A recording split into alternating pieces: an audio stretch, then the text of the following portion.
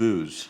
Booze. You decided your normal routine's a couple Red Bull, sugar-free Red Yeah, Bull vodkas. sugar-free Red Bull vodkas was my thing around this time. With good reason, perhaps, tonight. But you just decided, you know what? I'm going to Yeah, I decided to take a try little break without from it. it, just because I have a lot of friends who have witnessed their lives sort of elevate, and they quit drinking, they quit doing all the stuff. Now, they were pretty extreme, but I still felt like, you know what? There is something to that. There's something about that sober life that's interesting, and it's just reconciling, you know, can you still have a good time without it? And the truth is you can. I was witness to that. I still have a few beers here and there now, but I like to go take a month or two off, or a month off at a time sometimes, just to... Do you? Yeah. Just to clean it up, you know.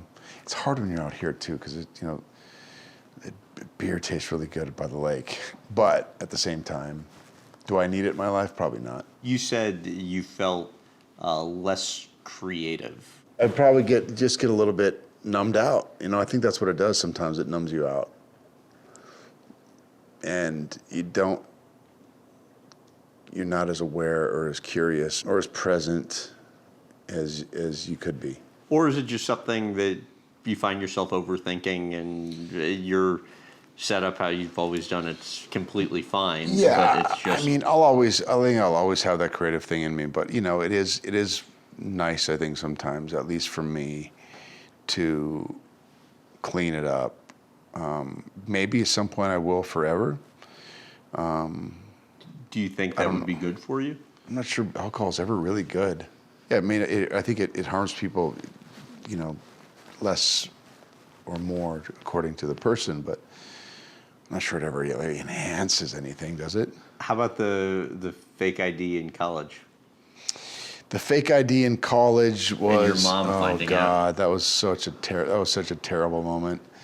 It's a pretty spectacular story. I was working at Applebee's. Well, I had sort of perfected the art of making fake IDs in college, or what I thought I had done. And they still didn't know how I did it, but they still caught me. I would manipulate the thing. I was able to create, like, born in 90?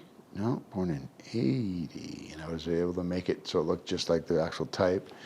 Legitimately. Laminate over the top of it. Nobody could tell. And they still, when they even showed it on the news, they couldn't tell. But I still got caught. How? Trying to buy beer for friends at a drive-through liquor store in college. Driving through, I give them my ID, and they come back. And it's taking them a while. What's going on here? And then I look in the rear view, and I was like, oh no, there's a cop behind.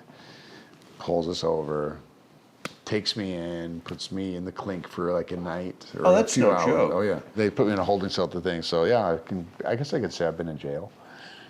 But yeah, it was a dumb college move that got me in that I thought I got out of because nobody found out until North Dakota did like this statewide expose on this trend of fake IDs in the state. And whose do they use as the example?